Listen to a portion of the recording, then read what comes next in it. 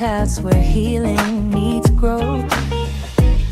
And every chapter reminds us that our story is still being written. I'm your host and I'm so excited to welcome you to season 2. If you joined me during season 1, thank you for walking alongside me through the lessons, challenges, victories, and revelations that came with rewriting the narratives of our lives. We explored what it means to heal, to let go, and to embrace the possibility of a new beginning. But this season is different. We've been doing the work and still doing the work. So season 2 is all about that growth. It's about recognizing how far we've come, even when the progress wasn't always obvious. It's about celebrating the small victories, embracing the lessons hidden in the setbacks, and understanding that becoming the best version of ourselves is a journey, not a destination. Together we'll have honest conversations about personal improvement, self-establishment, faith, resilience, purpose, and the courage to continue growing when life challenges us. We'll explore practical ways to move forward while also taking time to reflect on the progress we've already made. My hope is that as you listen, you'll begin to see your own roads more clearly. You'll recognize the strength you've gained, the obstacles you've overcome, and the person you're becoming. Sometimes we're so focused on where we're trying to go that we forget to honor how far we've already traveled. So whether you're starting over, rebuilding, healing, dreaming bigger, or simply learning to love yourself a little more each day, this season is for you. Thank you for being here. Thank you for allowing me to be a part of your journey. And thank you for continuing to rewrite your story alongside me. Now let's begin this next chapter together. Welcome to season 2 of Rewriting My Story. Black women were never meant to stay small. There is something deeply exhausting about how many Black women spend years learning how to survive spaces that were never built to hold them fully.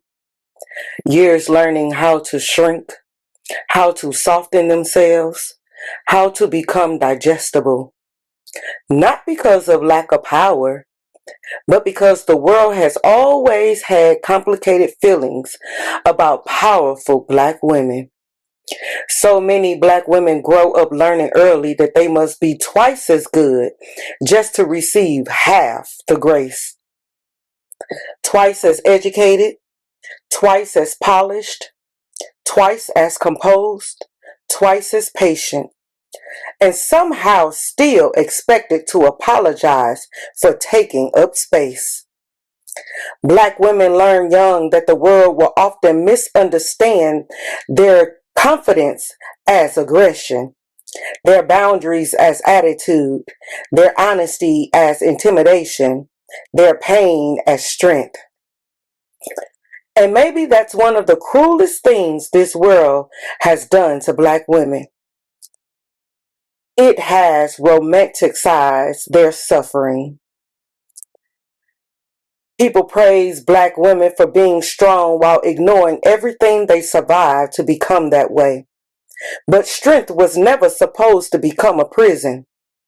And somewhere along the way, too many Black women learned that survival mattered more than softness. So they became caretakers, fixers, builders, protectors, holding families together, holding communities together, holding relationships together, holding everybody except themselves. And the tragedy is that many Black women have been taught to wear exhaustion like honor, to wear silence like maturity, to wear sacrifice like identity, to keep showing up, keep giving, keep caring, keep enduring, even when nobody asks, who carries you? Because Black women are so often expected to be unbreakable, the strong friend, the dependable one, the resilient one, the woman who can survive anything. But survival is not the same thing as living. And there comes a moment in many Black women's lives where something inside them gets tired, not weak, tired. Tired of being everybody's safe place while having nowhere safe to land themselves. Tired of being praised for endurance while privately drowning. Tired of shrinking their emotions so other people don't feel uncomfortable. Tired of carrying generations of pain in silence. Because Black women carry history in their bodies. History of being unheard, overworked, unprotected, hypersexualized, dismissed, expected to nurture everyone while neglecting themselves, and still somehow expected to smile through it all, still expected to remain graceful while bleeding, still expected to be the strong Black woman. But let me say this clearly. Black women were never meant to exist only in survival mode. We were never created just to endure pain beautifully. We were never meant to spend our entire lives providing their worth or proving our worth to people determined not to see it. And yet, so many of us spend years making ourselves smaller to fit into rooms that benefit from our labor but fear our power. So they code switch, tone themselves down, speak softer, smile more, over-explain, over-perform. Trying to appear safe, trying not to be labeled difficult, trying not to be called angry, because Black women knew the cost of being misunderstood. We know how it feels to walk into spaces where our intelligence is questioned before we even speak. To know we must constantly manage how we are perceived. And that in itself is exhausting. Exhausting to edit ourselves before the world can reject us. Exhausting to constantly calculate how much honesty is allowed. Exhausting to carry brilliance while pretending not to intimidate people. But there comes a moment when we as Black women begin to remember ourselves. And that kind of awakening is powerful. Because once a Black woman stops apologizing for her presence, there is no putting her back into silence. We stop asking, how do I make people comfortable? And start asking, why have I spent my whole life making myself uncomfortable for everybody else? That question changes everything. Because healing shifts a Black woman's posture. She's no longer bends herself into exhaustion trying to earn love. She no longer confuses self-sacrifice with virtue. She no longer believes that suffering quietly makes her more valuable. She begins to reclaim softness, rest, joy, boundaries, pleasure, peace. Things Black women have historically been denied. And there is something revolutionary about a Black woman choosing herself in a world that taught her everybody else should come first. There is something revolutionary about a Black woman resting without guilt, about her saying no without explanation, about her speaking directly without apologizing for her tone, about her existing fully without performing survival for people. Because the truth is, many of us Black women were taught that our value lived in what we could endure, how much we could carry, how much disrespect we could survive, how much pain we could absorb without falling apart. But healing teaches us different. Healing teaches Black women that they deserve more than survival. They deserve softness without suspicion, love without struggle, rest without guilt, protection without conditions.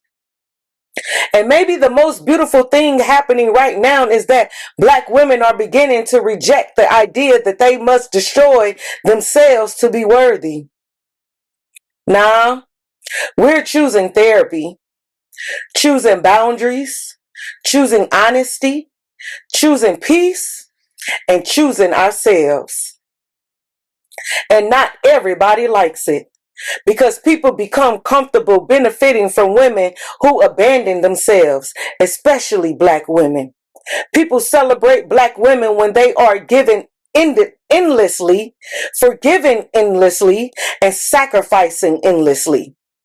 But the moment a Black woman says, no, I deserve better, I will not carry this anymore, suddenly she becomes difficult.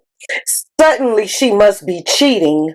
Suddenly she must be doing something. Suddenly she's not for Black families. Suddenly she's not for Black love. Suddenly she becomes intimidating, selfish, and too much. But every liberated Black woman has been called too much by somebody threatened by her freedom, because freedom changes a woman. A healed Black woman walks differently, speaks differently, loves differently, because she no longer enters rooms asking permission to exist. She knows she belongs there. And let's be honest, the world has always been uncomfortable with the Black woman who knew their worth. The Black woman who refuses to shrink. Black woman who speaks truth clearly. Black woman who demand reciprocity. Black woman who stops settling for crumbs. Because once a Black woman truly sees her own value, systems built on her silence begin to shake. And that makes even deeper is that Black women are not only healing for themselves, they are healing for generations. Healing mothers who never got to rest, grandmothers who survived but never felt safe, ancestors who carried burdens too heavy and still kept going.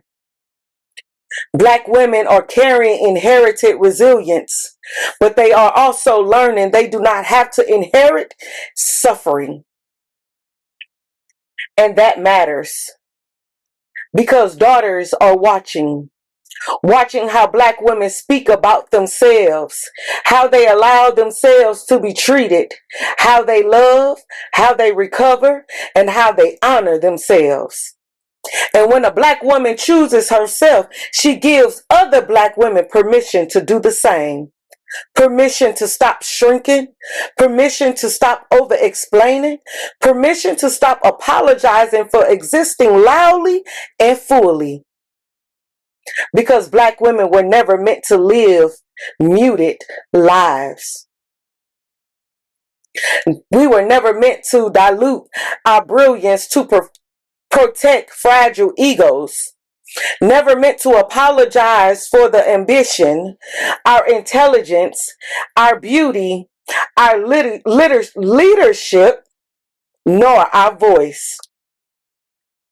Black women were never meant to spend our lives carrying everybody else while abandoning ourselves.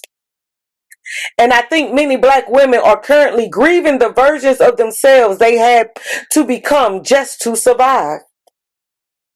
The woman who tailored disrespect because she feared abandonment.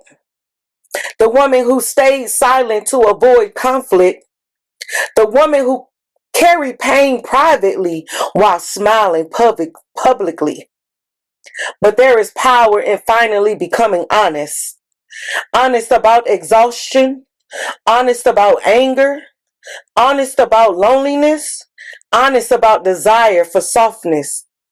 Because black women deserve softness too. Not just strength, not just resilience, not just survival, softness, joy, ease, safety, tenderness, fully. And maybe that is the revolution. Not just black women surviving, but black women finally living. Living without apology, without shrinking, without constantly proving their humanity. Black women remembering that they are allowed to take up space, allowed to be protected, allowed to be vulnerable in safe spaces, allowed to be powerful and soft at the same time. And when black women stop apologizing for their truth, their presence, and their power, entire generations change. Because liberated women liberate people. A black woman who knows her worth raises children differently, builds community differently, chooses relationships differently, and dreams differently. And the world does not need more black women destroying themselves to hold everything together. The world needs black women whole, rested, healed, honored, seen, safe, and free.